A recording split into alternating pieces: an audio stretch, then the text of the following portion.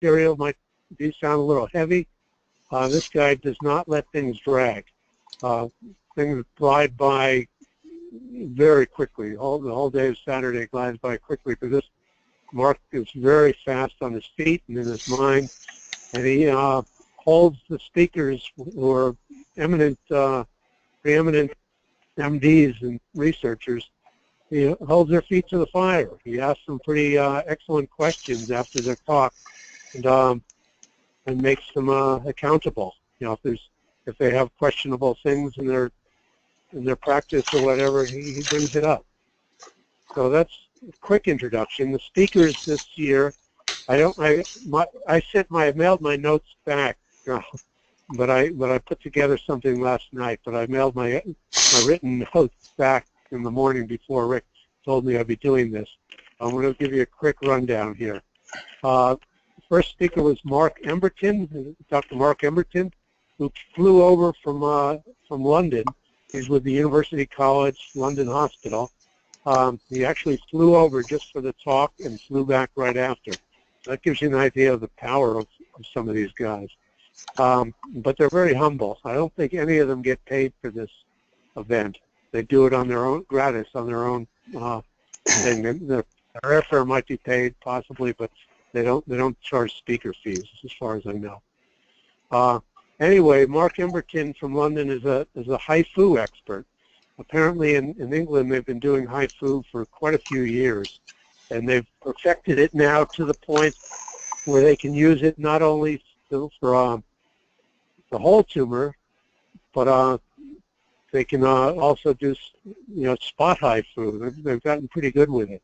As you know, it's for low-grade disease. Probably none of us on this call are candidates for it, but it's good to know about it because we all come in contact with people with 3s and 6s and maybe low 7s that it might be appropriate for. As you know, it was recently approved by the FDA here in the U.S. But Dr. Mark's comment, which I thought was very appropriate, was like with any new technique, it's going to take time to get used to it and perfect. So he wasn't quite sure, it was wise to just jump in with any doctor doing this. It takes a certain amount of perfection and expertise to develop because it's not some automatic machine that just does it by itself. Just like robotic surgery, it's a doctor, it's not the robot that's doing the thing. So that's true with HIFU as well. Okay, then Eugene Kwan, which most of you probably are familiar with, Dr. Eugene Kwan from Mayo. If you heard Dr. Kwan speak, this guy's a brilliant guy. I mean, I'm always impressed by his knowledge, and he's a good guy all around, and I think he has a very genuine spirit and really wants to help guys. He was talking about imaging, prostate cancer imaging, and he was talking about the fact that he feels that advanced imaging is a must before treatment. And he says he does it with all his patients. He makes sure that they get advanced imaging. And he of course does the the high resolution, was it the F-18, I think, Colleen image? I think that's the one he does. C11. I'm not sure you. Oh, the C11. Oh, the C11. Okay. I can't remember. You may be. I can't remember either. I get them mixed up. But anyway, they're able to do that there at Mayo because they have a cyclotron. So it's the only place that I know of in North America that has the equipment to be able to do this. And then, of course, you've got the factor of the half-life, which is not very long. So it's pretty technically involved imaging, but it's very good, very enhanced. And he was talking about the fact that there's new imaging coming out. This is a rapidly developing field. Up to now, the only advanced imaging was done at Mayo or at Dr. Almeida down in Phoenix. So this is it's exciting to know that there are other places now. I think UCSF is trying out advanced imaging, and some other places, maybe down here in LA, I can't recall. Yeah, then there was Dr. Gary Leach from Tower Urology down here in LA, Beverly Hills, actually. He's the urologist of the stars. He wouldn't tell us which stars he treats, but I'm sure he treats a number of them. I actually had a consultation, a second opinion from Dr. Leach, and he's a little bit flashy, but he knows his stuff. I went there and for a second opinion, and I was very pleased with the second opinion I got. He specializes in what's called urodynamics, which is tests of the bladder and the urology, the whole system, bladder pressure and function, to determine what's going on there. If you've got urinary problems or incontinence problems and so forth, he's a great specialist. So he did a great presentation, and he's the expert. In his view, nobody needs to put up with incontinence. He feels that there's some treatment he can offer for everyone. In his office, he provides biofeedback treatment to retrain us. His caution was to not use primitive treatments such as clamps and so forth. He says there's much better ways to do it, and as a last resort is the AUS, which he feels is effective too. That's the pump system. But he's good. He says maybe there's another guy in Florida that does this effectively too, but there aren't many urologists that do urodynamics and treat people for incontinence issues, or in my case, it was urinary retention before I had surgery and radiation. I couldn't piss, and I went to UCSF to a urologist up there, and they told me, they scared the hell out of me. They told me I probably had bladder problems and I'd have to get a new bladder. You know, this just freaked me out. But I went down to see Gary for a second opinion. He tested me and said, he gave me the same test that UCSF did, and said, hey, your bladder's working perfectly. You got great pressure. The problem's the tumor in your prostate. So next was Dr. Howard Sandler from Cedars-Sinai, also down here in LA. And he did a presentation a little more serious on early chemo, which we all know is, I'm not going to say it's the rage, but it's the new process. You know, a lot of doctors and patients are beginning to explore, and even some before their situation gets too metastatic. You know, like the oleo or even before that. So early chemo is a definite possibility in his view. And then after that, the famous Dr. Snuffy Myers from Virginia. I'm sure we're all familiar with Snuffy Myers. He's a little bit of an eccentric. You know, he has his own practice and he has his own way of doing things. And he's a big fan of triple blockade using Avodart as well as the Lupron and Casodex. But he was speaking mostly of the use of metformin in this conference. He feels metformin is a great gift for those of us with prostate cancer. Maybe most of us have tried it. I'm not sure, but it's very affordable. It's generic, and it's easily accessible. It's a little bit hard sometimes to convince your doctor to prescribe it, but you could probably find an oncologist or an MD or a general practitioner or a urologist who will prescribe it. And it's pretty risk-free, and he feels that it definitely has advantages. He also is in favor of aspirin, low-dose aspirin, and statins, which I won't go into, but he's just, you know, as you know, he himself is a prostate cancer survivor, so he's speaking from his own experience in this case. Next was Dr. Nicholas Volkozang from Nevada Comprehensive Care Center in Las Vegas, Nevada.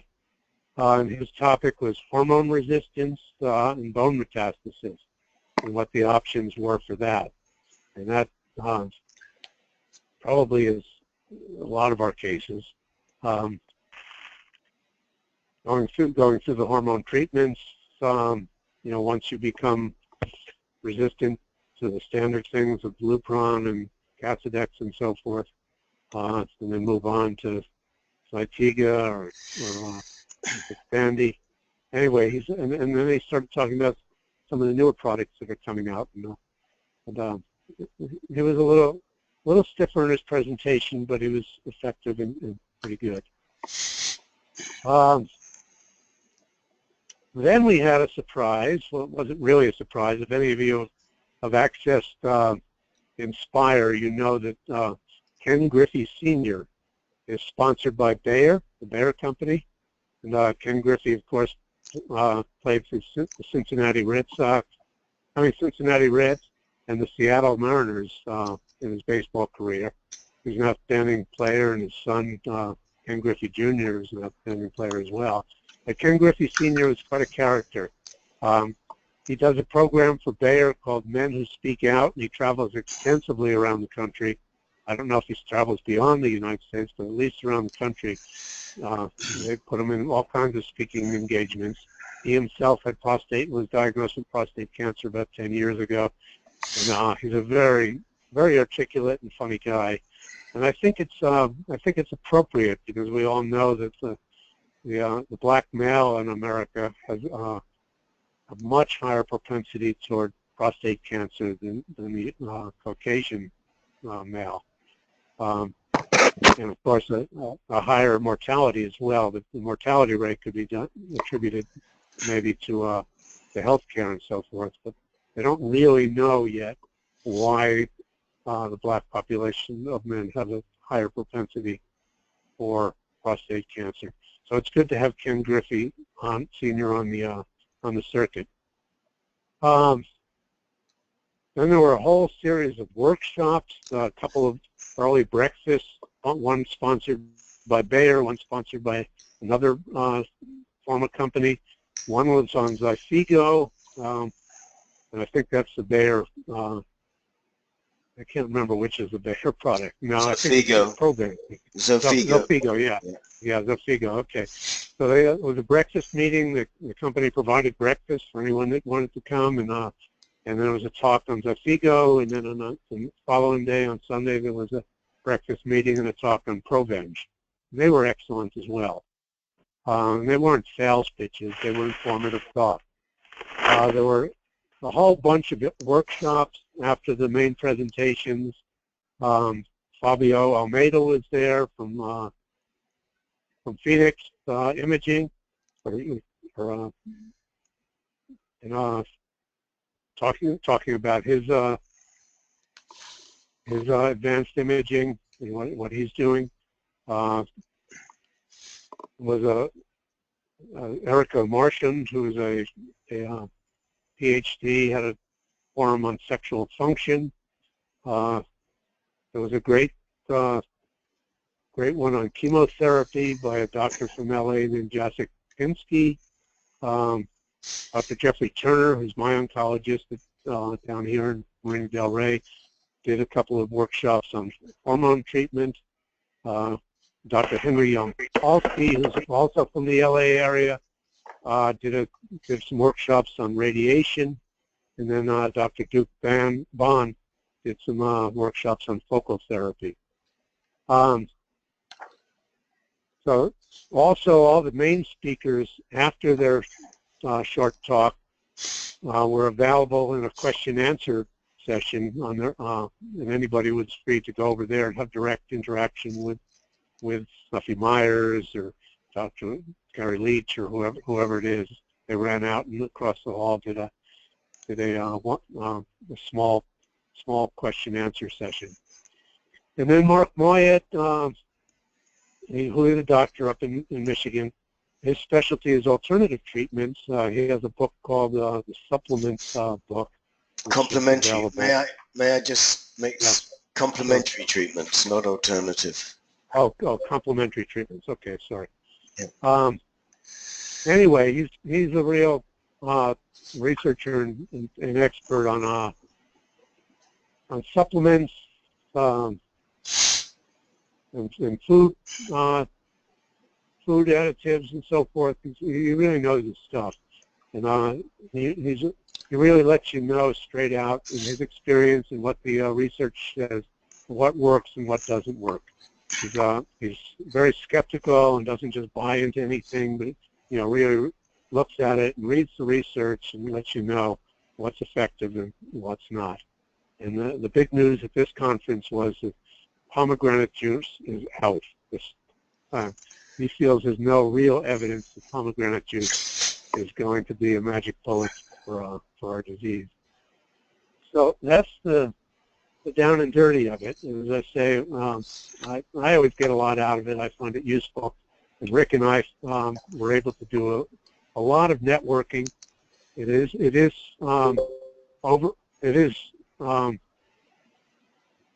sponsored a lot by the big drug companies like Bayer and some of the other ones, and that's what keeps the price low and makes it accessible to so many of us. So that's my take on it. I'd be glad if you want to email me or write me if you have any specific questions. I'll be back home by Friday, and I'll have my more extensive notes there with me.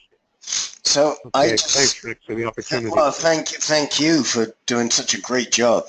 Really good job. I just wanted to add a couple of little things. One is that there were a couple of caregiving sessions, support groups. They ran support groups for about an hour and a half on both Friday and Saturday, and they had support groups for all kinds of different things.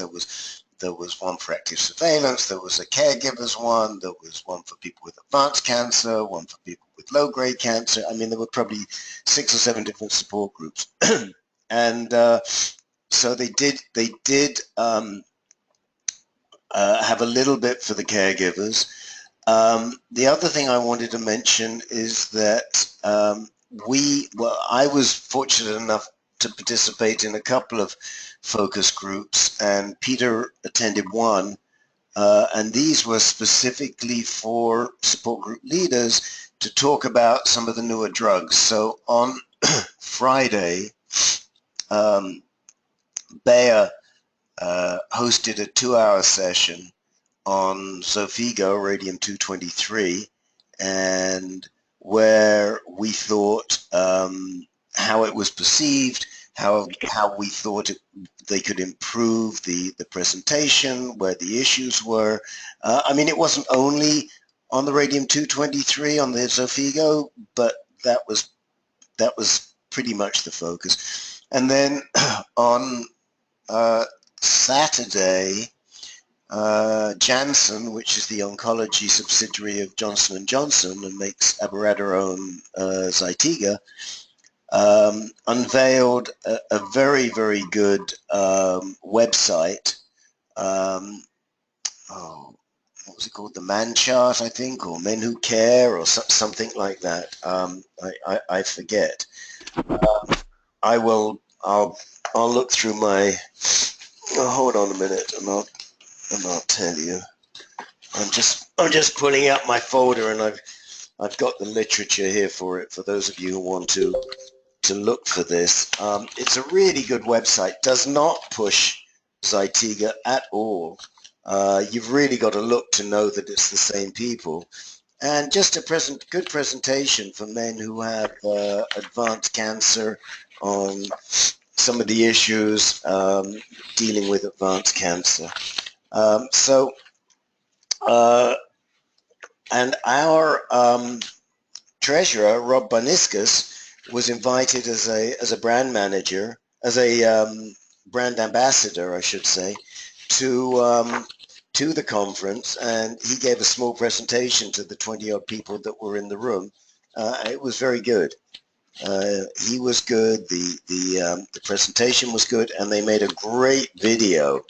They took them a couple of days. The name of I'll type it into the web when I finish speaking. It's called myprostatecancerroadmap.com, and I'll type it into the into the box. And for those of you who are on the phone, it's all one word, myprostatecancerroadmap.com. So that was good. There are a couple of other really interesting things too. One is that Abby, who makes Lupron, is a subsidiary of Abbott, has got a really excellent program that they're actually piloting right now, where they will sign you up for a home exercise program. They send you the exercises, they send you the equipment and the bands to do it with. They have people that you can talk to support you and to help you. And when you get through one set of exercises, however long it takes, I can't remember, 4 weeks or what have you, they then take you to the next level. So for those of you who maybe don't get to the gym that often and you want to exercise, I mean, here you have the people that are making the worst offender, the LHRH drug that takes your testosterone out of your body, recognizing it and saying, we're going to do something about it. And they've gotten really, really good response. So I spent quite a long time talking to the, I don't know what you'd call her, the project leader, brand manager, I don't know what you'd call her. And she actually agreed to do something with us that they're not doing yet with anybody because she wants to see how it works. But she gave me a couple of codes because you can't just sign up for this program. You've got to fit the bill. And so you have to fill out a form and and she said to me, look, here are a couple of codes. You can hand them out to your guys if they're interested in participating, and we will know that they come from you. And I said to her, you know, I'm pretty sure that I'm going to have some takers here. So in a minute, and I'll be repeating this obviously down the road, because I think it's a great compliment to us. I think it's a good program. And there's just a good mutual benefit here. And the other thing is that I'm trying to expand the Medifit program, which I've been working on for the last 4 or 5 years, and it's possible that we can work together on that. So I would encourage you. The other thing that I will be mentioning, I'll be mentioning this in my letters that go out, but Provenge is looking for brand ambassadors. So if you have done Provenge and you would be interested in being a brand ambassador, let me know, especially if you're doing quite well right now. I mean, one of the things I did do is I showed them, I don't know how many of you have seen it, with maybe, if I can, I will pull up the picture and share my screen with you. But we have a couple of wonderful pictures of my late buddy Jerry Cornelia visiting his doctor on Halloween about 4 years ago, about a week and a half, 2 weeks after he finished Provenge. Just so happens his doc, Larry Fong, was the principal investigator for Provenge, and Jerry walks in wearing a full Superman costume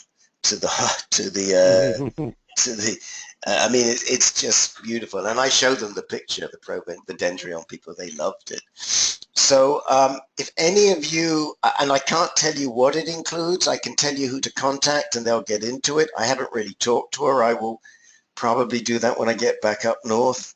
But in the interim, I'm happy to connect you to the lady that's running this program.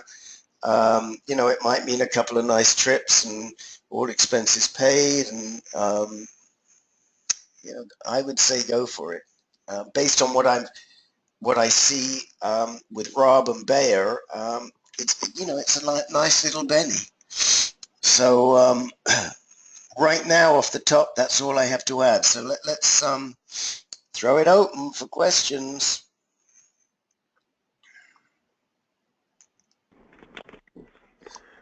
Say, Rick, this is Jim Harrington. Yes. I just want to know who won the debate. Who won the debate? Peter, who won the debate?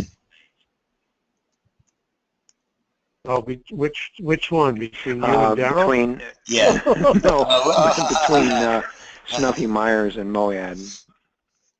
Oh, Did you hear it? Yes. I think it was a draw. I think it was a Okay. draw. Okay. Yes. Because they advertised that feature of it, but it does sound like something. Thanks for the report. That's very good, and Snuffy, I should attend.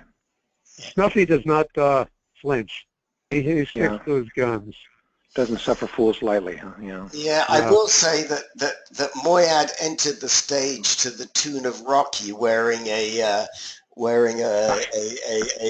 like one of those dressing gown things, you know, like the boxers wear. Oh, yeah. My goodness.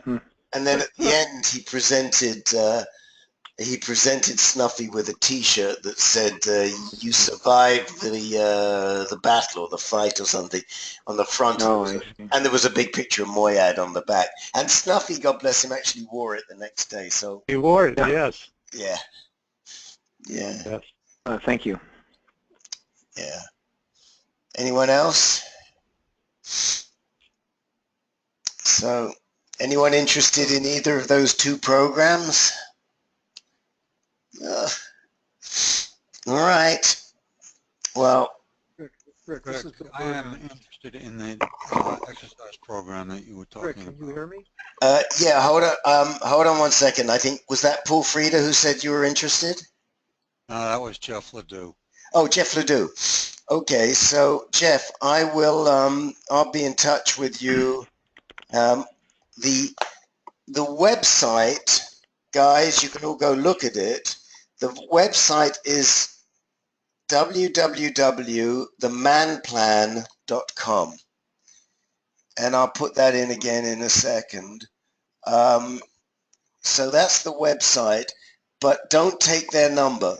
That, you know, if you qualify and they give you a number, don't use their number. Come back to me and use the number that we're using just for us. Okay. Okay. So take a look at the website, and then tell me if you want to participate, and we'll go from there. Who else? Yeah, there's no fee for that. There's no fee for that. No fee. Absolutely. Quite right. Thank you, Peter. No fee. Somebody else? Rick, Yes. Can you hear me? I can barely hear you. Can you hear me now? Yes, better. Okay, it's Bill Burhans. Hello, Bill Burhans. Welcome. So welcome. Yeah. I signed in a little bit late, about 15 minutes late. Okay. And I'm sorry I did. It sounds like I missed a really good summary from you guys of the meeting. I'm curious, was there, you know, considering all the excitement about PARP inhibitors, were there any talks about PARP inhibitors? Yes. Oh, yes. Yes. There were. Yes. Okay. Did you summarize them during that first 15 minutes that I missed? No, I didn't get into that too much, but there were several presentations and workshops on it.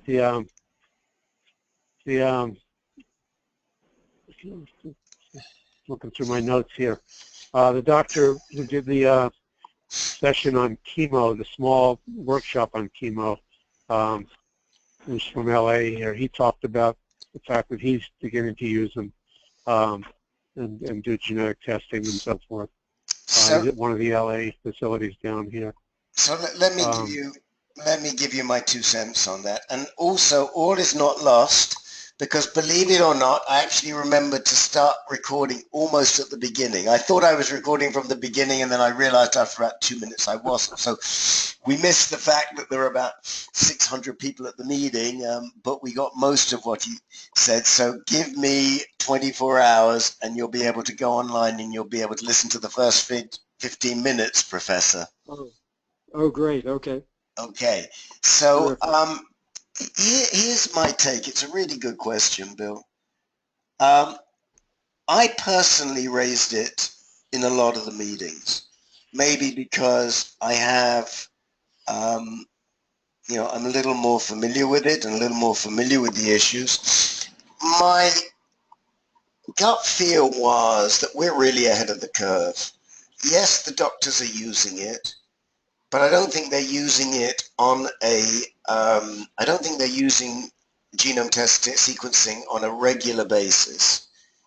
I don't think that there's any structure or format to when they use it. And I sort of get the opinion, I get the feeling that they're not 100% sure what they're going to do when they get the results back. And I say that because a couple of them sort of said, well, what are we even going to do? And I said, well, you know, if you've got an actionable gene, then wouldn't you be using olaparib? And I actually asked Pinsky, who is at USC, who's the medical oncologist who talked about chemotherapy, I asked him when he would use the gene sequencing and what he would do with the results. And I would say he was evasive. You know, I kind of said, would you do it before? Would you do it afterwards? Would you do it later? I mean, I also asked him the same question about when he would use the Xofigo, before or after chemo. So there was an underlying discussion of gene therapies. I mean, Snuffy mentioned certain genes that he feels are maybe not necessarily actionable, but when modified can certainly impact the growth of the disease. He talked about RB1, TP53, PTEN.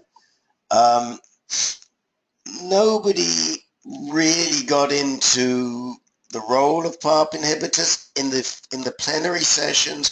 There were at least a couple of docs that said that there had been some significant success, but that it was only for a small number of people, which of course we know. I talked to Nick Fogelsang. Nick is a very good friend of Tony Crispino, who for me is the most knowledgeable advocate in the country.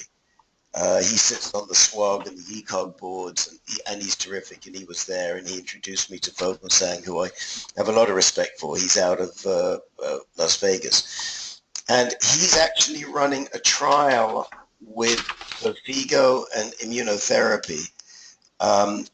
And he is working with PARP inhibitors and with a couple of people that are BRCA positive. And I mentioned you to him, Bill, and I said that you would be available to talk to him, especially given your background, if he wanted to speak with you. And he said he may well do. So if he gets back to me, I'll connect you directly to Fogelsang.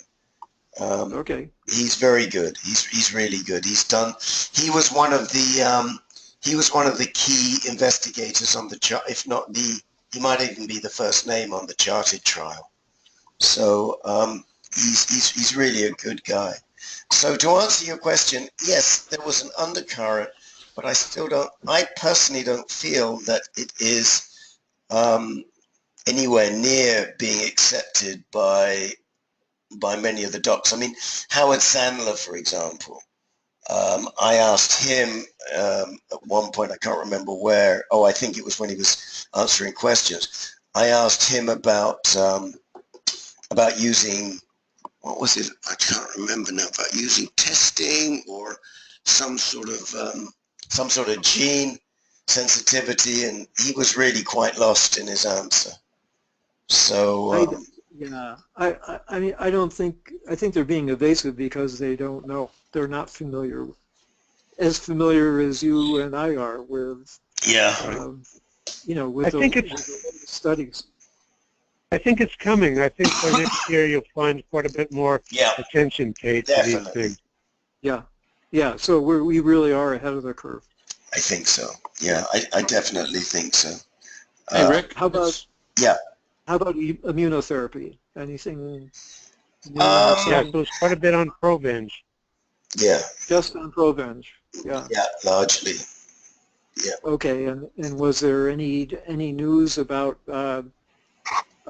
indicating a better marker for efficacy for Provenge other than survival? No. I mean, you have to remember the nature of this conference. It's not an academic conference. So essentially what they're doing in many of the presentations, they're dumbing down the current science for a lot of people to digest. Now, that's a little unfair in the sense that when it comes to imaging, they're using the most recent images and they're really taking people through how to read the images.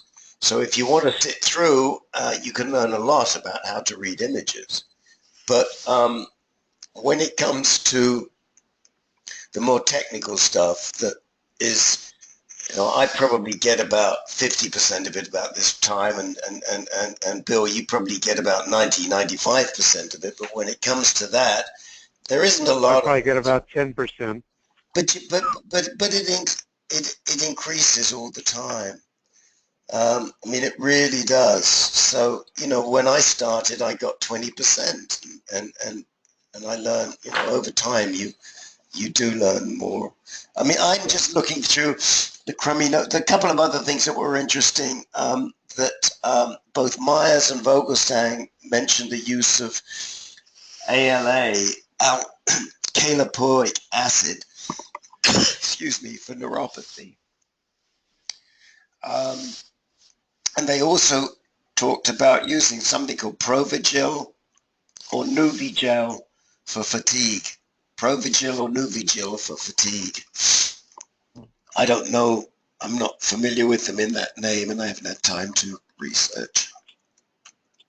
Rick? Yes. That's, I think it's usually called Provigil.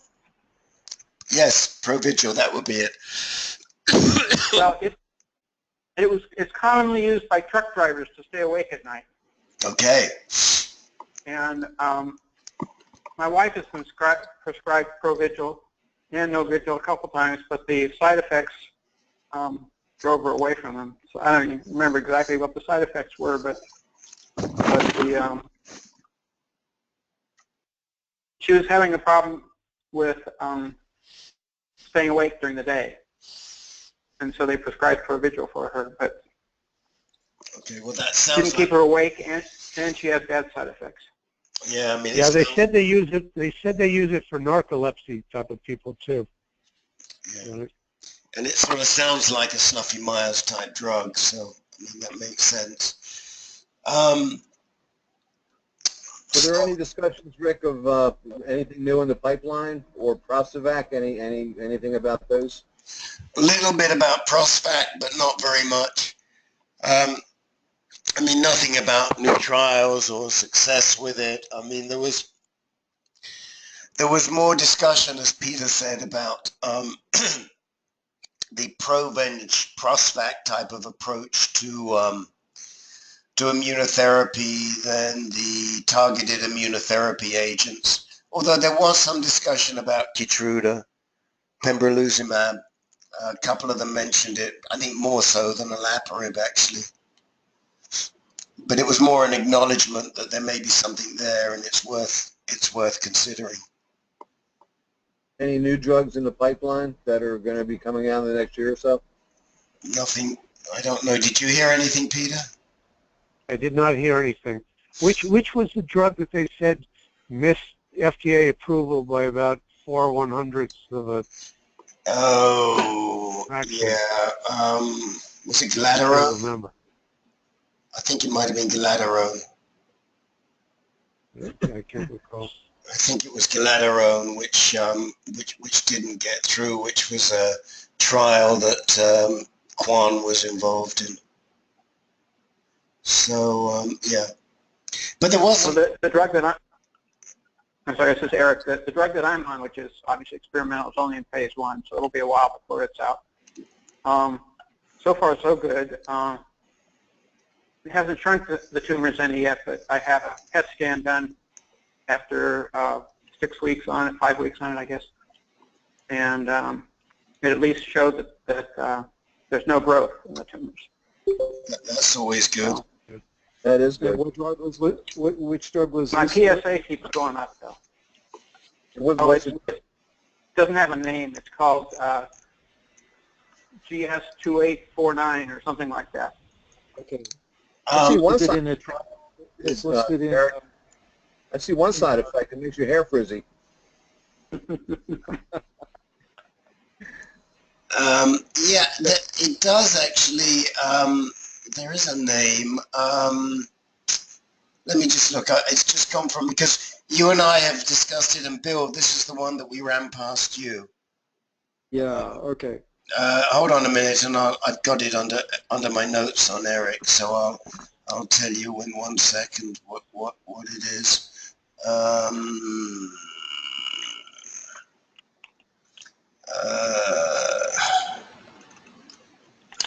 Well, that's okay. I can dig it out if it's the drug that targets chromatin Yeah, that you and I talked about. Yeah, I can dig it out. yeah. It's the BET inhibitor. It's the BET inhibitor. Right. Okay. No, I don't. You're right. You're right, Eric. I don't have a name here on it. Here's my prescription. It says GS5829. Right here. Yeah. Okay. I'm writing it down. I'll look into it. So, but Eric, your experience so far is that it seems to be stabilizing disease, but not improving the situation. Yeah, not reducing it any. And also the side effects are that, or the main side effect I'm having, as usual with these drugs, is fatigue. Yeah. I've had this problem short of breath for a year and a half, maybe even longer, but now I have it. I just get totally fatigued. I tried to play golf the other day, and I only made it through 3 holes. So was that with a cart? Was that with a cart, or was that walking? I was walking. Okay. Yeah, I should have used the cart, but I didn't. Yeah. Okay. Well, Well, walking walking. to start out with. Yeah, but walking, that's not bad. I mean, if you would have told me you made it 3 holes on a cart, I would have been a lot more concerned. I'm not being flippant here. I'm absolutely serious. Yeah, no. I played 6, but the last 3 I was kind of just flailing because I didn't have any energy left. Okay. Okay. Well, you should have gotten extra shots, you know. Yeah. Any other? Can we answer anything else about the conference? And any news about pain? Not really. There was one.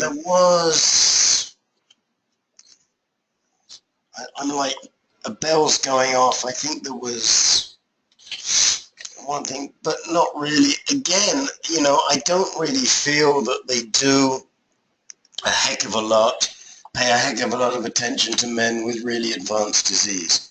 I mean, yes, they talk about chemotherapy. I mean, Peter, what would you agree with that or not? Peter? Oh, I think Peter left. Yeah. But I don't think so, but no. I mean, I have to say overall, as I said when I sent out, I don't think there was a heck of a lot new. And as Peter said right at the beginning, this conference is very good for reviewing stuff because, you know, you can hear this stuff 10 times over and it still doesn't stick. So it's really, really good to hear it time and time and time again.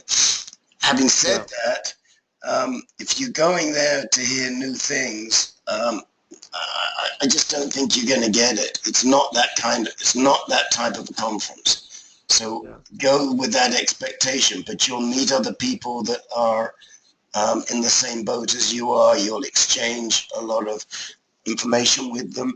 There's good camaraderie, and those who were there from the Brotherhood, from the Answer Cancer, the Reluctant Brotherhood, we shared a really good Greek meal on the Friday night at a restaurant outside that was just excellent. So, Great. So when I join you guys, you were talking about metformin. Yes. And, this is a drug that I've worked with in the past in cultured cells. So, looking at the effects of metformin in tumor cell growth versus normal cells, and it really has dramatic effects. And it has a well-defined mechanism that's quite different from most of the other drugs that are being used in the clinic. So I'm pretty excited about it, and I think the excitement that you guys apparently heard at the meeting is probably warranted.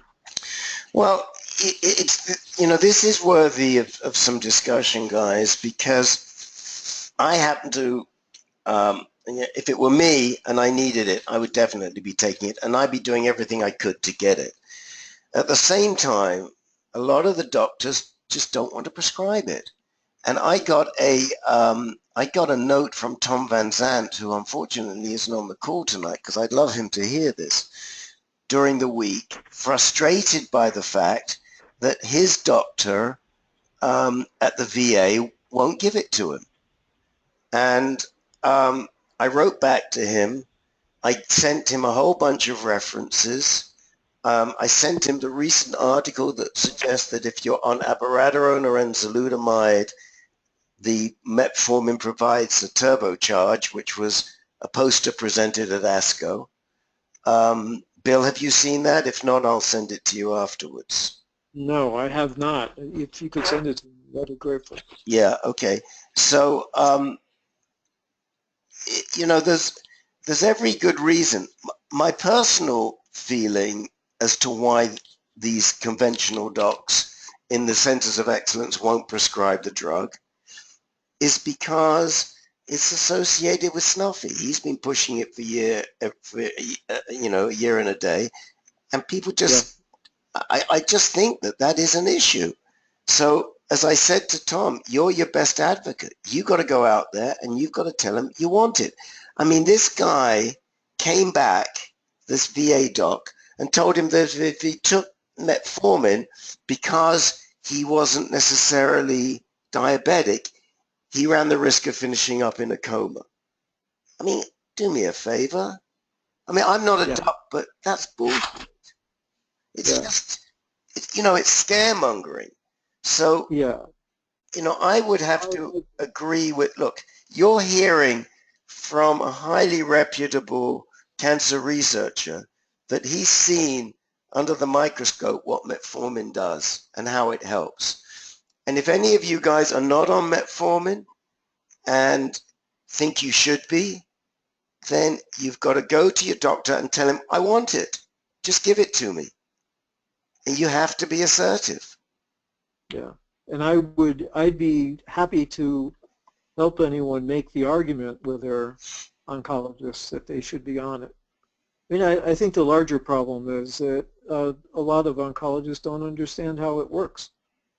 It, right. It affects a pathway that's quite different from, as I said a few minutes ago, than the pathways that normally impact growth signaling. And so, they don't know how it works, and because they don't know how it works, they're, reluctant to prescribe it. All right. Can you... Bill, could you explain to us in like an idiot's version how it works? Well, it shuts down pathways that are impacted by nutrient signaling, glucose signaling, rather than pathways that are triggered by growth factors, for example. And so in a nutshell, that's what it is. Those are completely different pathways. And what it does is put cells into a deep quiescent state from which it's difficult to get them out of. And that's exactly quiescent, meaning that they're not dividing. So, that's exactly what all of us want. It doesn't kill cells by itself, but in combination with drugs that work through the other pathways, there's a possibility for synergistic effects. So I know that I understand that when cells are multiplying very quickly, they need sugar, glucose. And Right. so would it be fair to say that what the metformin is doing is it's restricting the glucose supply to these cells? In a very simplistic way, yes. Okay. That is, yeah. Okay. Yeah, and it is true that tumors are addicted to glucose, as you know, all of us cancer scientists know. Thank you, Bill. I have a question. What is the recommended dosage? Boy, that I can't tell you. It's 1,000. It's 1,000 milligrams is the recommended dosage daily. Per day? Yeah. Okay. However, you know, I often tell guys that the thing is, Jake, that a lot of doctors will say, well, you know, you're going to start taking it, you're going to get diarrhea, because that's probably the only significant side effect. But I tell guys, look, if it were me, I'd be starting with 500 and I'd be titrating up. Well, that's what I talked my doctor into giving it to me almost a year ago, but it's been 500 milligrams a day. And, you know, I don't know. So the recommended is 1,000. That's why I need to see something in writing so I could take that to her next time. Does anybody know of a citation for that? You know, there's probably I can one. find one. Can you? Okay. Yeah. Now that'd be great. I'll the next time that we meet, I'll have it for you. Okay, and Okay. I have a bunch of studies on a chart, and I will send them to you, Jake. You know, you'll have to go through them, but I'm sure. Sorry. That's Go okay. ahead. You'll have to go through them, Jake, but I'm sure it'll tell in the protocol what the dosages were that were done in the tests, like this test that made enzalutamide and Zytiga more effective. Right. So well, I'm not taking it as an enhancer. I'm just taking it right. as I understand. What Snuppy had said is the reason I started taking it. But, Jim Harrington. Rick, this is Jim Harrington. Yeah, go ahead, I've been taking it for almost a year now, and actually, the dose that diabetes 2, they take 4 tablets a day, so it's 2,000. And so I started out at 1,500. My doctor, Dr. Stein, he said, no, I'll prescribe it for you. He didn't care at all. One of the things you got to keep in mind is an incredibly cheap drug. Yeah. You know, even Snuffy often refers to that. You can get 100 for $5 or something, and it's being also tried in other cancers. But I started with 1,500. I did go down to 1,000 because I wasn't sure. I was also dealing with Provenge at the time and so forth, but I have no side effects from it. Now, whether you take, I think what Rick said is correct. You can start with 500 and ramp it up, or I sort of started the other way and maybe ramped it down 1. But so I take 1,000 a day, and I really don't have any effects. There is something important about, and I bet you Snuffy mentioned it, it's an incredible appetite suppressant. Yes. It's well-known fact. Now, I have a colleague who has diabetic, and he's just a little bit overweight. Doesn't seem to be working for him, but it sure worked for me. Within a day or two, I lost my appetite. And frankly, I think it offsets the weight you put on Lupron, since I'm on Lupron and Zytiga and all these things. So I think it's good too. And I had no trouble. You could always, if your med-onc won't do it, just go to your regular doctor. Just go to, I have an internist, and see if you can't get it. But my guy, he didn't seem to be so much either way, although he didn't know about the studies. He's a good doctor, and he had no trouble prescribing it, and you can adjust it, but there's really little side effects from it. And I look at it this way: look, the damn stuff is cheap. Might as well take it, and besides, it cuts down your appetite if you're not losing weight and you're too skinny. Right. But there's some nice pluses to it, and it's so, and it looks like an aspirin pill, you know. And again, if you look at the history of this drug, I think it's back in the 50s or 60s this was developed. So been around a long time, and there are a lot of trials, as I understand it. Yeah. Anyway, I highly recommend it too. It certainly doesn't do anything. Whether it's helping me, because my PSA is going up, I don't know, but can't hurt. I've lost weight on mine too, just with the 500. Yeah, it really works, doesn't it? It's a real. In fact, Snuffy Meyer contends it's the only appetite suppressant. Nothing's given to overarching statements, but in other words, all these diet pills are just gimmicks, but this stuff really is an appetite suppressant. Yeah, he said that. Yeah, and I think it's true. It certainly worked for me. Yeah. I think I'm going to try to put together something similar to what I did about prostate cancer genetics and post it on Inspire. Well, that'd be great. Yeah, that would be a good idea, because I know some men. I have a colleague at Rutgers who can't. He's at Sloan. That's puzzling, isn't it? And he's with Cher, no less. Yeah. And he can't seem to get it. He can't get it. I mean, they just won't. Well, that's what he says. He's tried. I don't know how hard he's tried, but they didn't want to prescribe it. And Cher he's the chief guy, isn't he? Chief. I know. I mean, it's the same at. I don't get it. I don't know. It's the same. I think one of the dangers with metformin and it's a warning on the prescription packaging, is that you can actually get your blood glucose too low. Right. That's probably what that VA doctor was thinking of. You go into a coma if you get too low of a glucose. So, and that's probably why they don't want to give it to just anybody, because if you have like 90 as your number, that's already pretty good. And then if you go down to 70 or 80, that could be dangerous. And that's probably what they're thinking. Yeah, but that's why I eat cookies. Right. And the other thing is that most of the guys who are taking it have been on Lupron for quite a long time. And one of the signs of a metabolic syndrome caused by Lupron is that your glucose increases. So, most of you guys, I would bet, have got a glucose level around 100 or greater. And definitely. Lupron did it to me, that's for sure. Yeah. So I'm pre-diabetic, and that's why I was able to get it. So you're right. Probably most people on Lupron shouldn't have any issue. Yeah. Well. Yeah. I mean, I think that is a concern, but it's a very small concern, and the benefits, far outweigh the potential problems. All right, guys. Well, look.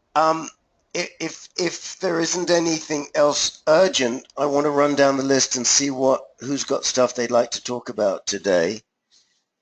Is that okay, or is there anybody who still has a burning question? The boss. Okay. So let me just first of all run down who I think is still on the call, and just make sure there isn't anybody new. So I've got Paul Frieda, excuse me, Bill Franklin, Eric Bookbinder, Jim Cameron, Jim Harrington, Renata Lewis, Dan Price, Peter Kafka, who I think has left, Dan Louie, Jeff Ledoux, Jake Hannum, and Bill Burhans. Is there anyone that I have missed? Mike Tamales? Mike Tamales, how are you, Mr. Tamales? Real what? Running like crazy right now. Are you? Okay. Well, we'll talk to you a little bit in a minute and see what we can do. Unfortunately, Peter has he's going over to see some people in Pasadena, so he's got quite a difficult ride, and he said he wasn't going to be on the whole call. But okay. Anyone else? All right. So let me just go down the list and see if who would like to speak. Paul, Frieda, anything for you? Yeah, can you hear me? Yes. Okay, good. Yes. Two things. I came across... Hold on. I just want to know if you've got something, just so I know, and then we'll come back to you to kick off. So, yes. Yeah, the two issues are food that are anti-angiogenesis promotion, and if anybody has any experience with that. And the other one, I just saw a program on they're using viruses to kill cancer cells now. Yeah. And if anybody has any information on that. Yeah, that's an old chestnut that we've talked about here, and we'll definitely come back, and hopefully Bill can help us a little with that. I know a little bit about it, but Bill knows, I'm sure, a heck of a lot more than I do. Bill Franklin, anything for you? Bill Franklin? Yeah, I'm trying to get my mouse over to my unmute button. Okay. Can you hear me? Up there. Yeah, I'll have something to ask. Okay. Eric, anything for you? Yes? Okay. Jim Cameron, anything for you?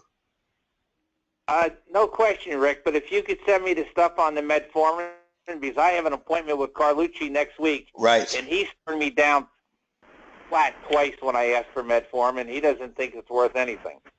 Okay. Again, you know, I will definitely send it to you.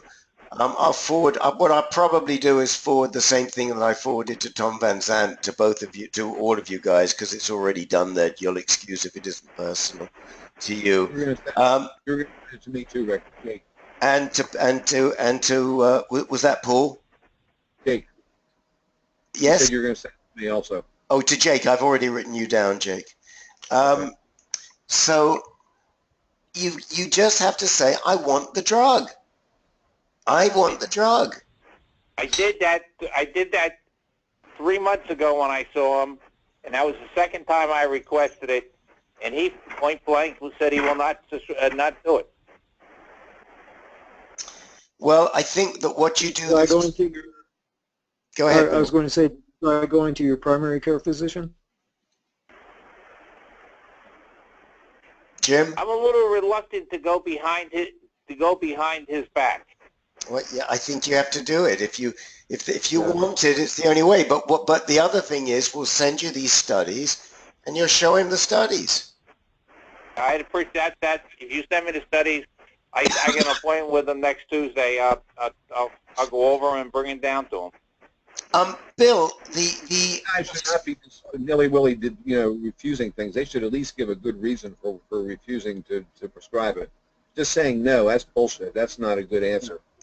Well, he didn't give me just a blank no. He just said it has no effect on cancer at all. No. All right, we'll get you the studies that you can take with you the next time you go. Right. Bill, the work that you're doing in your lab, is that going to get published at any time on metformin? Some of it is already published. Okay. It's yeah, I can send you references. Thank you. Okay, good. It's about 4 or 5 years old. Okay, that's great. Jim Harrington, anything else? No, nothing for me tonight, Rick. Okay. Renata, anything you'd like to say? You've been so quiet. I was just listening. Thank you for letting me be here. No, I don't have anything. Okay. Don Price, are you still with us? I'm still with you, and I don't have anything, Rick. Okay, thank you. Peter, Peter, you've gone, haven't you? No Peter Kafka? Yeah, he dropped off. Yeah. Dan Louie, anything for you? No, I'm fine, thank you. Okay. Jeff Ledoux, anything you'd like to contribute or to ask about, I should say? I don't have anything new, but I have had some experience as far as the metformin and atorvastatin. Okay. So do you want to just tell us about that quickly, since we've been talking about it? Very quickly. I found some studies on metformin. I sent them to my PCP, and he said, sounds like a good idea. We'll start you at 500 mgs twice a day. I am diabetic, but okay. not. I had been controlled with diet and exercise, but I'm up to 1,000 milligrams twice a day. Atorvastatin, I did some studies of that, and that the last one that I read said if you're doing less than 40 milligrams a day, you're not doing yourself a lot of good. Mm-hmm. They put me on 40 milligrams a day with no problem at all. No question, no ifs, ands, buts, or runs, hits, or errors. That's cholesterol medicine, right? Yes, it is. But you see, cholesterol, the cancer gets very smart. And when it doesn't have testosterone to feed upon, it finds cholesterol and it breaks cholesterol down because the molecular basis for cholesterol testosterone. It builds on testosterone. And so it's able to break the cells apart and take the testosterone out of the cholesterol, which is why the statins are a good idea, because it reduces the amount of cholesterol that's available. And so again, you know, I have to, as much as I'm not a snuffy fan, I have to agree that men should be on a statin. But anyway, thanks, Jeff. Jake, anything for you? No, I've said enough already. Yeah. I had a cystoscopy today, and I got a all clear, so I was happy about that. Okay, good. I'm tired from it now. Bill Burhans, anything for you, sir? I'm in Vermont. Right. And I spent the afternoon kayaking on one of your favorite places, Big Hosmer Pond, which is usually full of rowers. Yeah. But I had the entire lake to myself today. Wow. Yeah. Was it flat? Was it flat? Yes. Yeah. I'll send you a few photos. The only other occupants on the lake were a couple of loons. It was really nice. Wow. But I'm also beat. Okay. Well, listen. So I'm going to. Yeah. We'll excuse you, and you can listen to the. You'll be able to listen to the replay by tomorrow. Okay, and I'll come in on the next 8 o'clock call for you guys. Oh, okay. Okay, great. All right. Thanks, Bill. More. Be well. Okay. Thanks for joining us. Okay.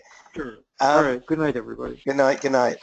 And Mike Tamales, well, we have some feedback for you. What things that Peter and I learned at the conference. We have some possible suggestions that may help you find an alternative medical oncologist, and you know, hopefully we'll get through. We've got 45 minutes, so we should be able to get through to you to talk to you about that, Mike. So hang in. Okay. Mike, are you with us? Okay. Yeah, I'm still here. Okay. Yeah. All right. So let's kick off with Paul Frieda. Paul, you asked about anti-angiogenic foods, if I'm not mistaken. Anybody have any experience or opinions about that? Well, there was a booth that was pushing anti-angiogenic foods to be used right before chemo. You've probably heard, is his name Longo? I think it's Dr. Longo at USC, who is Walter Longo, I think his name is, who's pretty well known for pushing a special diet, and he recommends that people eat differently and in some instances even fast over the right when they're taking chemo, and essentially what I understand this to be doing is to be shutting down the blood vessels. Right. So that's the little that I know about that. I picked up some literature, an article from The Economist dated July 16th, 2016, called Fast Thinking, which you might want to look for. I have a written copy here. You might want to take a look at the website of this company. They're called, their trademark is, excuse me, ChemoLieve, ChemoLieve, ChemoLieve. It's a plant-based, calorie-restricted medical food developed for patients undergoing chemotherapy. And, you know, you can, and then there is a There's another product which is a related L-Nutra, the letter L-Nutra. It's all the same company. So there's a couple of leads. I can't tell you more than that, Paul, but maybe you can do some research and come back to us. Okay, well, what I found is that the recommendations are green tea, red wine, nutmeg, garlic, kale, artichokes, parsley, turmeric, tomatoes. Yeah. I don't know if that helps, but I know that the doctor's name that first discovered this was Judah Folkman, and he discovered that the tumor as a way of causing blood vessels to seek it out so that it gets nutrients as much as possible. Well, I recommend everybody reads the Prostate Cancer and Nutrition, or Nutrition and Prostate Cancer pamphlet that you see. Yes, yeah. And I think you'll find that those are exactly the same foods that pamphlet recommends. And I can't remember why, but there will be an explanation in there, I'm fairly sure. Okay. And guys, the other topic, just a sec. If you don't have that pamphlet, there is a link to it. I'm pretty certain I've already posted a link to it on the website. Okay, answer cancer. Yep. Okay. The other one was I saw a short sort of documentary on what appears to be the promise of using viruses to destroy the cancer, and they've had some good results, but I have no idea how far along that is or how promising that will be. But that's another possible approach to to dealing with our disease. So, Jim, you want to talk about the listeria study? Yes, a little bit. I'm still scheduled to enter this trial in about a month, and listeria is, well, just the name ought to conjure up some bad images because it kills people. It's a bacteria, but they've altered this listeria to make it less toxic and less dangerous. And so if I go into this trial, which is in a phase 1A, which is just listeria, to get the dosage right, then they're going to add the Pembra, which is pembrolizumab. Pembra for short. And the idea is that the virus, or the listeria, is going to activate or enhance the effect of the Pembra. So it's an immunotherapy type approach, but they're in combination, and it's a trial that is going on here in New Jersey at the Cancer Institute, plus other states. And I sent that on to the person that you recommended, Rick, and I'm happy to send the name of the trial and so forth. You can get it at clinicaltrials.gov, I guess, and you can read about it. Whether it works or not, I don't know, but I do need to do something. My PSA is going up, and I'm on Zytiga. I don't know if it's working or not right now, but that's the idea. You combine this listeria and you combine it with the Pembra. And it's 3 infusions of this spaced 3 weeks apart, and it's done 3 times. And so I talked to my doctor. I said, what am I going to feel when I take this listeria? And he said, you're going to feel crappy for a couple of days. Well, I don't mind feeling crappy for a couple of days, I guess. But what they do after, I think after 2 days, they start giving you antibiotics, which you take for about a week, to clear the listeria from the body. So you take sulfa drugs or some penicillin products. And that's all I know. I mean, as far as whether it's going to work or not, I don't know. A lot by itself. Listeria is also, well, it's just being used in the first phase of a trial. But I'm going to get a second opinion. And also, Rick, I'm going to go hear Mike Morris speak this Thursday night at Sloan, Cornell, the Sloan doctor. And maybe I'll get a second opinion before I start it. But I don't know. I think these trials are important. They don't always work, but it can be a miracle. Yeah. And I think that the idea of getting gene sequencing is very important, and so I think I need to do that too at some point. Now, Jim, is listeria a virus? I can't remember, or is it? Well, it's either that or bacteria. I'm not sure. I should go. I'll tell you what. I'll get the website for the company. I think they're here in New Jersey, but I'm not sure that's making it. And of course, the doctors are involved with the company that makes it. So but they disclose that. I mean, that's the way it generally works. And I know they've altered it so that you don't get terribly sick from it. But I don't know if it. I thought more it was a bacteria, but it is supposed to basically hype up your immune system so that when you take this Pembra, it's more likely to be effective.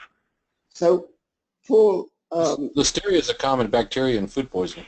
Yeah, that's right. That's exactly right. So we don't want anybody to get food poisoning or die, and so they've altered it. Now, what this company, I'll send you this, Rick, the name of the company doing it, and there's also a link to Dr. Stein because they do have to disclose this association. But they've modified it, but you're still taking something that, well, it's Listeria, and that's why they give you the antibiotics 2 days after you take it, so it clears it from your system. Right. I guess that's why I'm going to feel crappy for a couple of days, whatever crappy means. So, Paul, the concept is similar with the viruses. I mean, the one that's got it probably is, yeah. The one that's got a whole lot of publicity is the polio virus, which they're experimenting with, I believe, at Duke, and 60 Minutes did a whole session on it twice now, and I'm sure if you Google 60 Minutes you can find more. But and also I think Larry Fong talked about that in his immunotherapy presentation. But the idea is that the virus stimulates the immune system to attack it, and what they do is they modify the virus, so the virus is attracted to prostate cancer cells, and they genetically modify it so it's attracted to the prostate cancer cells, so that when it stimulates the immune system, the T cells attack both the virus and the prostate cancer cells. I see. That sounds like the Listeria pretty much too. So it might be brain cancer, it could be brain cancer if it's brain cancer, whatever it is. They modify the virus to attach itself to whatever the cancer is they're trying to treat. That's also the concept behind Prospect, which is based on the smallpox virus. Right. And cowpox, modified to be not dangerous to stimulate the immune system.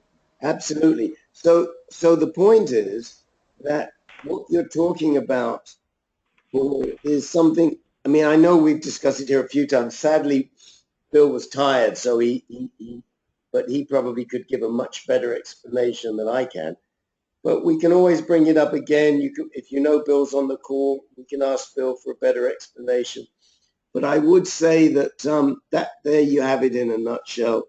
It's nothing that's that new, but to date, it really hasn't been commercially marketed, although it's had some success with certain cancers and in certain individuals. Okay, all right. Thank you. Bill Franklin. Sorry, did somebody else want to comment before we go on? Oh. No? Okay. Bill Franklin? Yeah, I just wanted to, going back to what you were talking about, the genetic testing and stuff, I tried to jump in, but I didn't get in. So I actually went and had that germline testing. My question was, when you were talking about at the conference, were you discussing germline testing or specific tumor genetic sequencing, or? Both. Both? Okay. Yeah, we were talking about germline testing, which is really important if you feel that you have defective genes in your family. So the most common one we talk about is the BRCA gene, because if you have a history of prostate cancer, ovarian cancer, breast cancer in your family, and you've got it going back 1 or 2 generations, there's a strong likelihood that you could be a carrier, and if so, that could be impacting your cancer. Now, Bill Burhans, who left us already a few minutes ago, is BRCA positive, and Bill's been researching these BRCA pathways for 20 years. Right. And he happened to have a supply of the drug that is being used against this available to him because it's hard to access. And he used it. And his tumors have melted away over the last 6 to 8 months, which is pretty amazing. I remember him mentioning that in one of the calls. He was using it himself. So basically using himself as a human guinea pig. Yep. But he's not alone, and we're seeing it with other docs. Excuse me.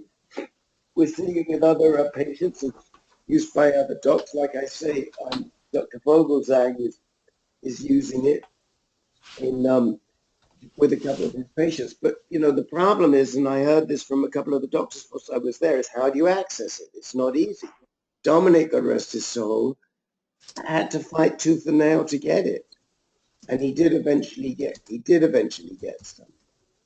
But if any of you want to go on it, and it's been prescribed by your doctor, and you're in negotiation to get the drug, let me know, because I may be able to get my hands on some whilst you're waiting.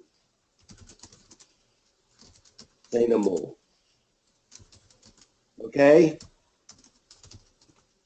Yeah, okay. Well, like I said, I went to Moffitt Cancer Center in Tampa. I was talking with my primary care physician, and I had mentioned all about the genetic testing and everything, and she basically said, "Do you want it?"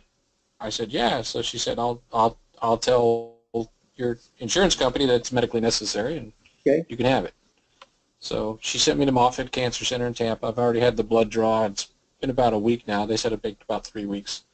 And the other, and again, they're going to look for BRCA, of course, and 42 other history indicators. And she threw in a 43rd one, which she said was specific to prostate cancer, called HOXP13. It's supposedly a new one that they're looking into. What? Tell me what it is again. HOX, Hotel Oscar X-ray. Yeah, 13. Bravo 13. Okay, I'll take a look. HOXP13, and she gave me a pamphlet, says it's associated with an increased risk of autosomal dominant prostate cancer. Okay. So thing is, that's a new one that they're looking into now. Okay, so Peter Kafka got tested right there in his appointment with Turner. I went with him to his appointment with prostate cancer associates there. And he discussed it with Turner, and Turner said, "Sure, I'll sequence you." And Peter has really good reason, because his father and his father's sister and somebody else, they all had these hormonal cancers. So Peter may well be BRCA positive. The only thing I want to say, sorry, go ahead. Yeah, I also have a family history. My father had prostate cancer, and my maternal grandfather had prostate cancer. Okay. And my sisters had breast cancer. So. Great. So again, you're exactly the sort of guy. Now, I do want to say, don't get this germline sequencing confused with the somatic testing, which is testing the actual tumor tissue or the tumor DNA itself, which is something completely different, but that we might treat the same way. Right. So the thing is that if you have BRCA germline, you're at risk passing that through to your offspring. Right. And then they need to decide whether they're going to take any prophylactic action. I've actually been talking to a guy, he's a doc who I met at a conference, and we've been bouncing around the idea of creating a support call for people that are BRCA positive, because they don't know whether to take prophylactic action or not. It's the, what's the name? The film star, the Angelina Jolie. Yeah. Yeah. Angelina Jolie issue. Do I get a double mastectomy? and get all of my female parts removed. I don't know, Renata, have you had any thoughts or discussions about these germline issues, these BRCA germline issues in the cancer work that you've been doing? I haven't. With bladder cancer, they don't, they're not, that's what I'm most familiar with, and they're just not so far down the road of identifying the relevant genes. Mm-hmm. They just haven't gotten that far. I did some genetic testing on myself just for my own sake. And I did have a BRCA. I didn't have a mutation, but I had a variant of unknown significance, mm-hmm. which is even less helpful because I have no idea what that means. But, supposedly if down the road they find something related to that, they learn more about that particular mutation, supposedly they will contact me and tell me that. But otherwise, no, that's the extent of my knowledge about it. So, you see, it's not just BRCA. And again, I'm sorry that Bill's not here because he could really explain this to us. There are a whole bunch of genes that are in the pathway of the BRCA that are also actionable. So again, Donga, rest his soul, had CDK12. And they said, okay, if you got CDK12, you may be a candidate for olaparib. And he took it because of the CDK12 and not because he had a BRCA1 or BRCA2. So it's not just simply, you might not have BRCA, but like Renata said, you might have something else that's in the pathway. We're going to get rid of that right now. Right? So anyway, that's sort of, Bill, if you want more information, then let me know and I'll tie you in directly to Bill Burhans because he really is the expert. Okay, yeah. I think that the genetic counselor and the doctors at Moffitt were very, very informative. They pretty much covered everything I wanted and gave me contact info, said if I came up with any further questions, just call them. And great. So the other thing is Bill has offered to interpret the reports too. So when you get the report, if you want someone else other than your doctor to look at it for you, Bill is happy to interpret it for you. Okay. Okay. Yeah, if I go that route, I'll ask you for Bill's email address. Absolutely. Just let me know Contact and info. be happy to connect you. All right, appreciate it. Anything else for you, Bill? No, that was it. I'm coming up on my PSA testing post-radiation therapy in 2 weeks, so I'll go in for my follow-up. How long since you stopped the radiation? It's almost, in 2 weeks it'll be 3 months. So. Oh, great. Okay, well, we're all, as I'm sure you are, we're all anxious to hear what's going on. Yeah, I'm anxious. Okay. So, Mr. Bookbinder, you're all bundled up there. Is it cold? What's going on in the Bay Area?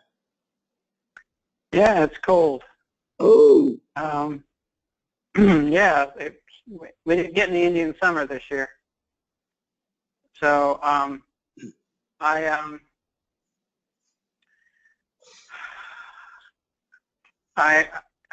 don't know how much of my exhaustion is caused by the new drug or the old drugs, but a flight of stairs knocks me down.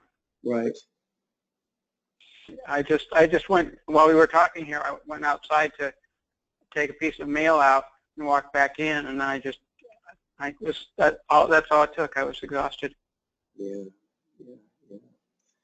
So I don't know if anyone else experienced with that.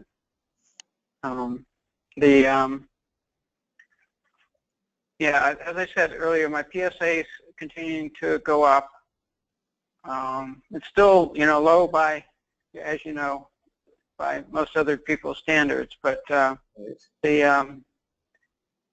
getting different numbers from UC Med than I'm getting from Berkeley Oncology.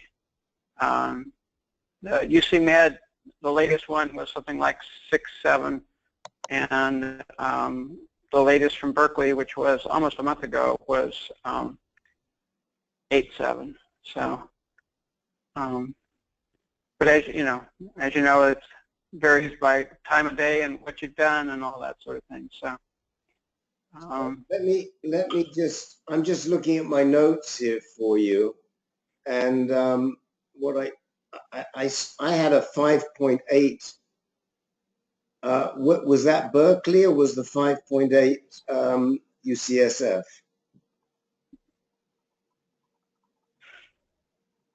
that was Berkeley. That was Berkeley. And on that, Yeah. And that was about a month ago? Right. And now... No, wait, how's the 5? Yeah. And now, what are you showing a month later?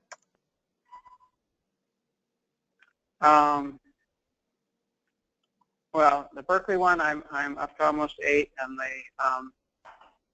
as I say, the UCSF is almost 7. I mean, Berkeley is almost 9. Berkeley's almost 9, huh?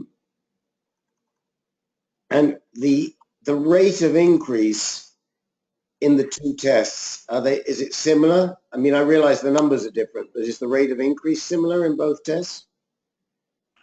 Well, let me see. I'm looking now at the Berkeley one. Berkeley in 1st of June, it was 3.5. End of June, it was 4.7. End of July, it was 5.8. And near the end of August, it was 8.63. The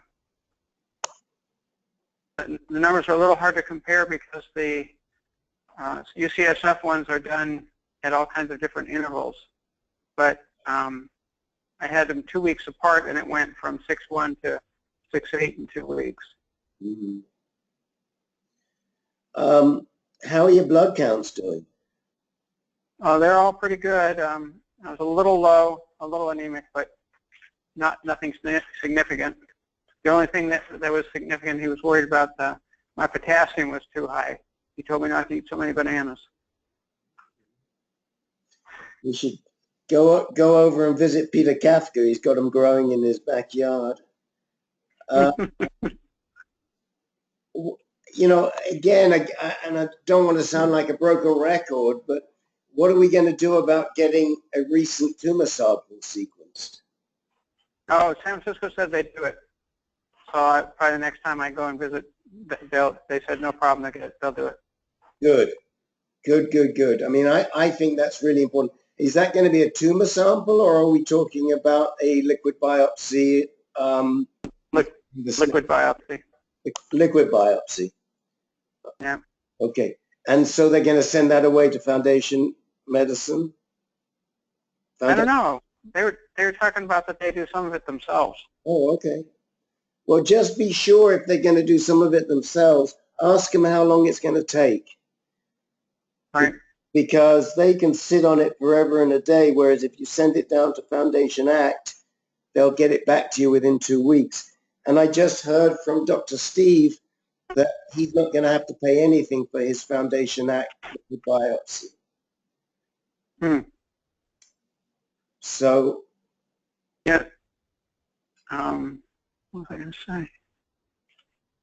Well, they did seem concerned. Dr. Agarwal was concerned about the exhaustion and the out of breath, and so I'm going on Monday for an echocardiogram. Okay. But I don't think that's the problem. Well, you know, this is something that you've wrestled with for a long time. You know, frankly, again, I'm sorry that Bill isn't with us, Bill Burhans, because he also wrestles with this fatigue seriously, and I think he's doing a little better, but he's going to be one of our best resources for you on, you know, if there's anything he's learned or there's anything that he's doing. Have you tried any medicines at all for the fatigue? Well, I don't really have fatigue. I have exhaustion. He's I mean, I've been sleeping, or 6, 7, 6 to 8 hours a night, and I don't feel like going to sleep. I just, I can't stand up. right. I have to lie down. Right. I'm stay awake. It's not sleeping. And the out of breath thing. I just and feel like I'm oxygen deprived.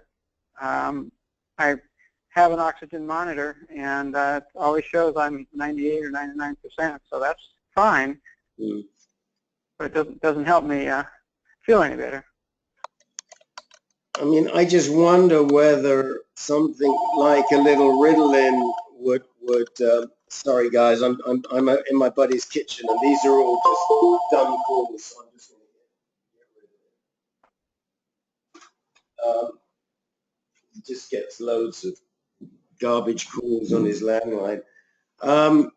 So, have you tried Ritalin? You didn't? No. You haven't? No. Yeah. I mean, as it is, I have trouble getting to sleep. So I was thinking if I took something like Ritalin, it would be much worse.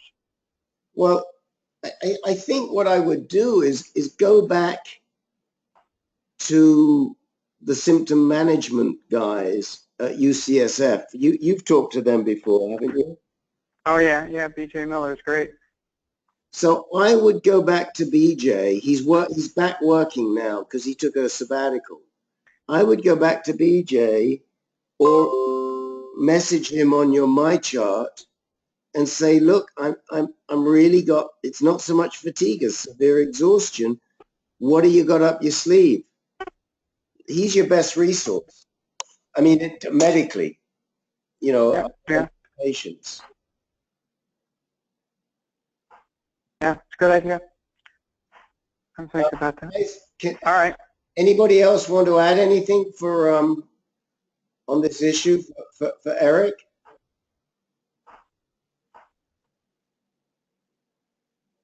Thoughts on fatigue? By the way, Rick, reason I called in late was I looked at your email and it said September 20th. Oh, okay. Sorry about that.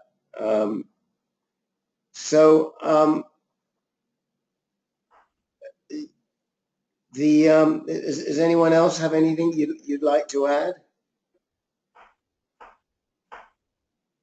No.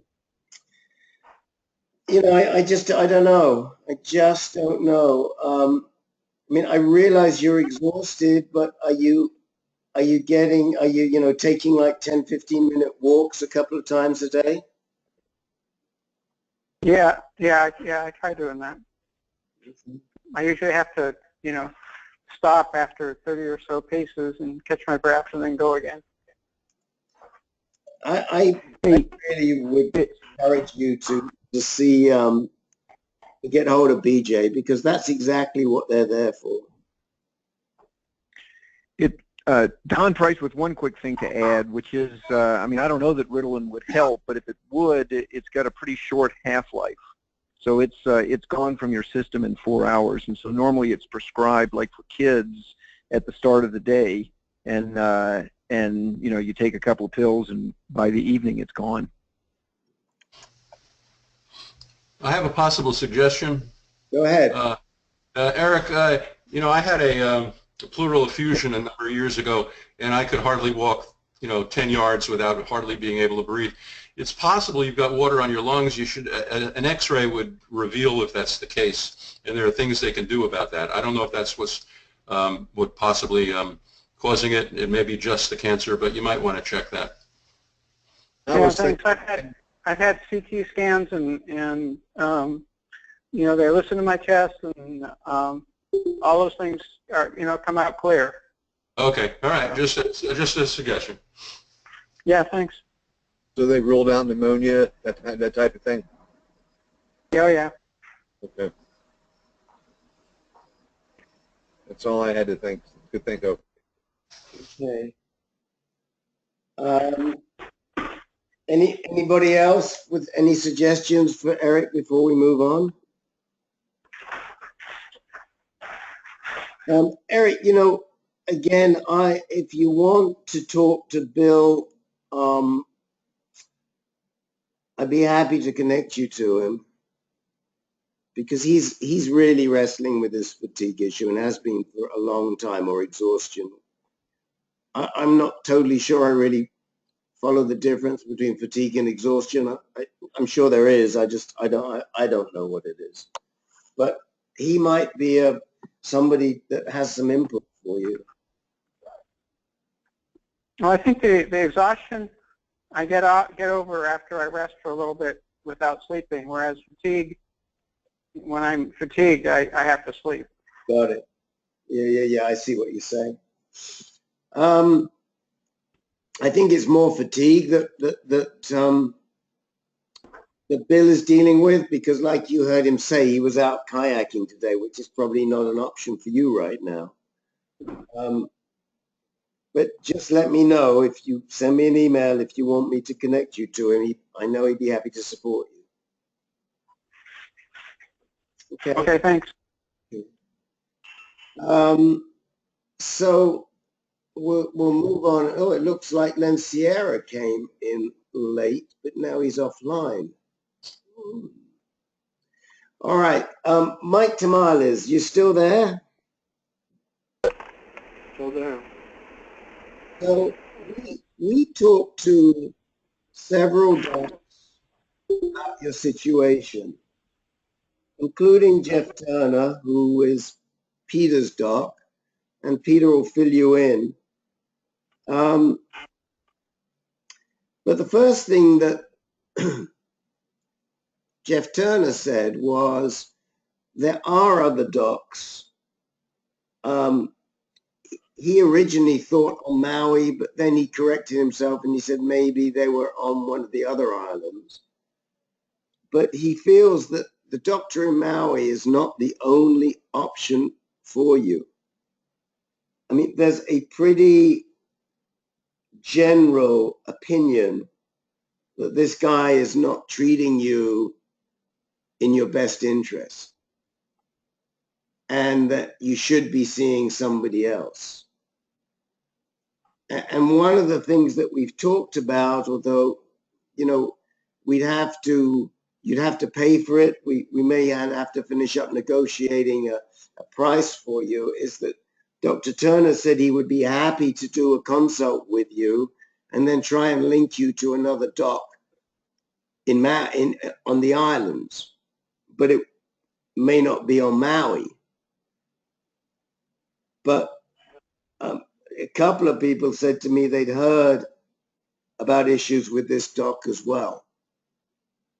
I mean, there was absolutely no disagreement that the doctor was clearly wrong in suggesting, in approving you to get the Provenge when you had some sort of a flu or goodness knows what, and that should never be done. I mean, I personally spoke to the Provenge rep, as did Peter, about that.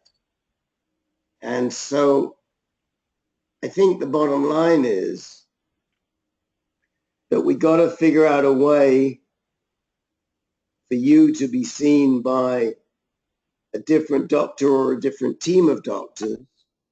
And you have to support us in doing that, because if you don't support us, we can't support you. If you're happy to stay with the doctor in Maui, then, whatever's happening is going to happen, and you're not going to get the best treatment, and that's what it's going to be. Because we can only point you in the right direction, but at the end of the day, it's got to be your decision.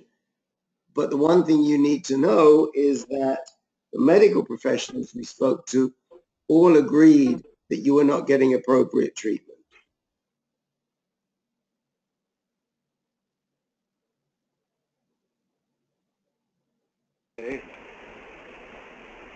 Okay.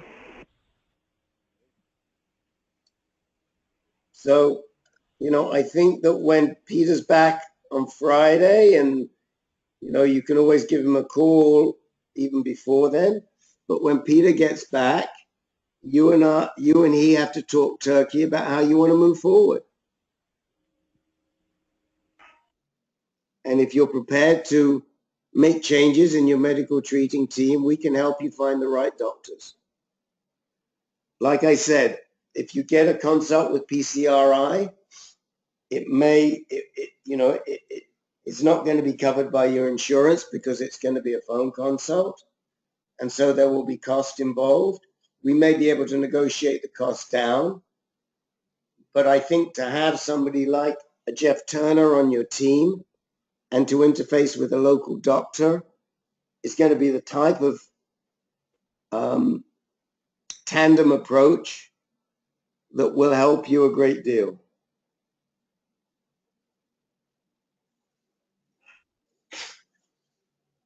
I'll talk with Peter when he gets back. Speak up, Mike. We can't hear you. I'll talk with Peter when he gets back. Okay. How are you feeling in terms of the sickness that you had last week? I'm much better. Good. Good. Well, that's good to hear. And you delayed the Provenge, correct? Yeah, I delayed the Provenge, and I got my first Zytigo shot on Friday. Zofigo. Yeah. Okay. Yeah, I got that on Friday. Okay. And how are you feeling after that? I feel okay. Mm-hmm. Speak up, Mike, because we can't hear you. Not any worse than I felt before. Good. And you went to Oahu to get that shot, or did you get it on Maui? On Maui. Great. Excellent. From the radiologist.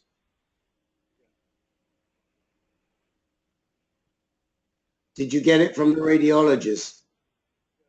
I got it from the radiologist. Okay. Well, again, I think that's moving well.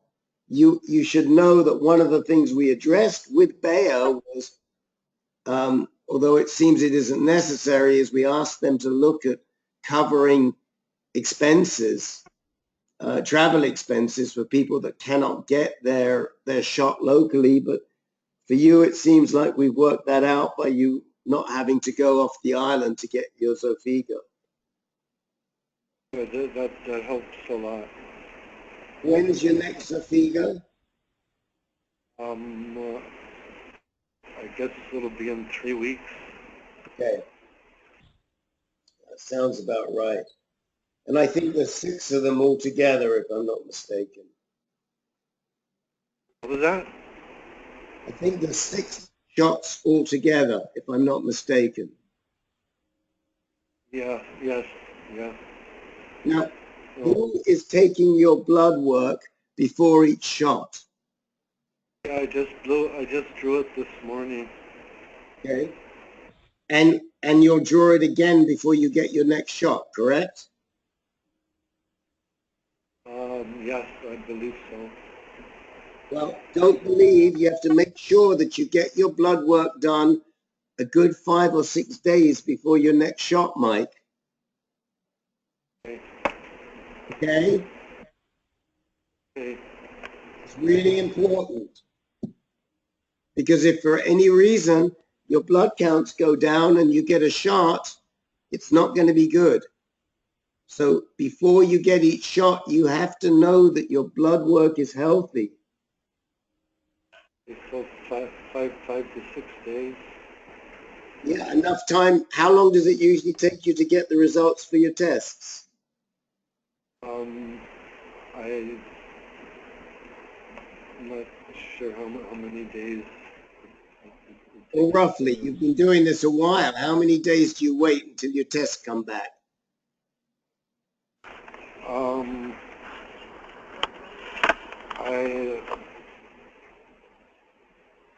Boy, I only had it mailed to me last month, so I think. Speak up. Get closer to the microphone or the telephone because we can't hear you. Are you getting? You get your results mailed to you? Yeah. Okay. Can they send them to you on your computer? Yeah, possibly. Okay. Please talk to them and talk to Peter about sending your results to you on the computer so that you get them quicker. Oh, okay. Make a note of that, please, Mike. And let's get the results back to you, and you just have to figure it out. You've got to get your results before you do the next Xofigo shot. Don't go and get your Xofigo shot unless you know your blood work is healthy, okay? Okay.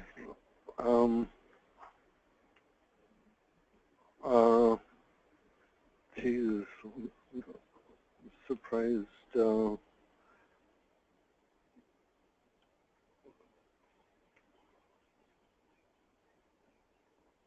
okay. They're giving me a week to check my labs before the next shot. So just I do my on October. I do my labs on the 13th, and then I get my shot on the 20th. There you go. Okay, so as long as they're doing that, we're okay. Okay. Okay? Let's see if they can't send them. They can mail them to you as well, but they can probably send them to you on your computer. Yeah. Okay. I'll all right, and then when Peter gets back, he'll be back Friday, so sometime next week, you need to have a face-to-face meeting with Peter and discuss what can be done in terms of changing your medical team, or at least your medical oncologist. Oh, okay. Because you need to get a current sample sequence, not the old sample. Okay? A what sample? You need to get a biopsy. We've talked about this on the call before. Yeah. You need to get a biopsy. It's no good sending that biopsy from 2012 or 2011. Yeah. I talked with the urologist about that. He just didn't, kind of just went in one ear and out the other. We can educate him. Foundation Act can educate him. But these guys have to have an appetite to learn what is the right thing. Or you have to tell them, or Peter has to convey it. But I can just tell you that the medical team that we spoke to have made it clear that it is not a good idea to get a 5-year-old biopsy sequence. Okay? Okay. All right, guys. So look, it's 5 o'clock. I have to run because I'm fortunate enough to be going. My friends invited me to the Hollywood Bowl tonight, so that's where I'm going. Hope it doesn't rain. So I need to get off the call, but I think it's been a good call. There's a lot of good information. I will download it right now and post it, and I will try and get this information out to all of you that I promised today. If it isn't today, it might not be Thursday because I'm going to be driving back up north tomorrow. But I will do it. I've got notes to do it. Don't despair if you don't see it right away, but I'm going to try and do it now if I've got time. Thank you, Rick. Good night, everybody. Yeah, good night. Thank you, Good Rick. night. Good night. Thank you, Rick. Good night, everybody. Good night, everybody. Good night. Good night. Thank you.